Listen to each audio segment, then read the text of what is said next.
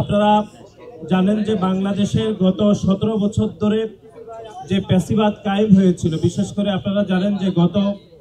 17 বছরের 3টি জাতীয় নির্বাচন অনুষ্ঠিত হয়েছিল।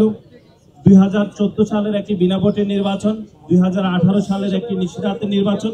এবং 2024 সালের একটি আমি ডামি নির্বাচনে বাংলাদেশের তরুণদেরকে তাদের মতামত প্রতিষ্ঠার ক্ষেত্রে তাদেরকে বাধাগ্রস্ত করা হয়েছে। তারই ধারাবাহিকতায় আপনারা দেখেছেন 2019 সালে ঢাকা বিশ্ববিদ্যালয়ে একটি বিতর্কিত, একটি কলঙ্কিত ডাকসু খুনি হাসিনার রেজিমে আমরা দেখেছি। সুতরাং পরিবর্তিত পরিস্থিতিতে বাংলাদেশ জাতীয়তাবাদী ছাত্রদল বাংলাদেশের সাধারণ শিক্ষার্থীদের অধিকার আদায়ের জন্য আমরা যেরকম নিরলসভাবে কাজ করছি এবং একই সাথে বাংলাদেশের গণতান্ত্রিক ব্যবস্থাকে শক্তিশালী করা, মানুষের জন্য ভোটাধিকার প্রতিষ্ঠা করার জন্য এবং মানবাধিকার প্রতিষ্ঠায় বাংলাদেশ জাতীয়তাবাদী ছাত্রদলের দীর্ঘ 5 দশকের পথচলাকে আমরা আরো অনেক বেশি দীর্ঘায়িত করতে চাই এবং সাধারণ শিক্ষার্থীদেরকে সাথে রেখে আমরা ঐক্যবদ্ধভাবে এগিয়ে যেতে চাই। আজকে আপনারা ইতিমধ্যে অবগত হয়েছেন যে ঢাকা বিশ্ববিদ্যালয় ছাত্র সংসদ নির্বাচনের বিষয়ে গত 1 বছরে ঢাকা বিশ্ববিদ্যালয় মাননীয় উপাচার্য সহ ঢাকা বিশ্ববিদ্যালয় কর্তৃপক্ষ যতগুলো মিটিং আহ্বান করেছিল তার প্রতিটি আহ্বানে বাংলাদেশ জাতীয়তাবাদী ছাত্রদল অত্যন্ত ইতিবাচকভাবে ঢাকা বিশ্ববিদ্যালয় ছাত্র সংসদ নির্বাচনকে আমরা ইতিবাচকভাবে গ্রহণ করেছি। আমরা এখনো দায়িত্বহীনভাবে যেটি বলতে চাই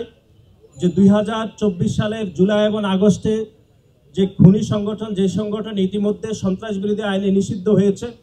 সেই সন্ত্রাসীরা এখনো ঢাকা বিশ্ববিদ্যালয়ের বিভিন্ন হলে তারা অবস্থান করছে। আমরা আজকের এই সংবাদ সম্মেলন থেকে ঢাকা বিশ্ববিদ্যালয় কর্তৃপক্ষের নিকট আবারও আমাদের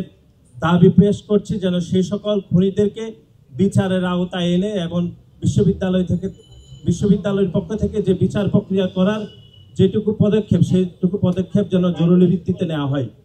এবং একই সাথে আপনারা জানেন যে ঢাকা বিশ্ববিদ্যালয়ে আগস্টের 4 তারিখেও খুনি হাসিনার পক্ষে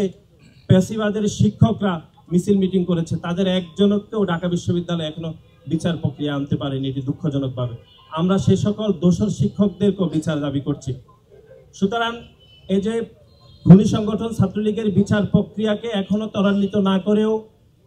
তারপরে আওয়ামী লীগ দোষর শিক্ষকদের বিচার প্রক্রিয়াকে এগিয়ে না নেওয়ার পরেও যে ডাকসু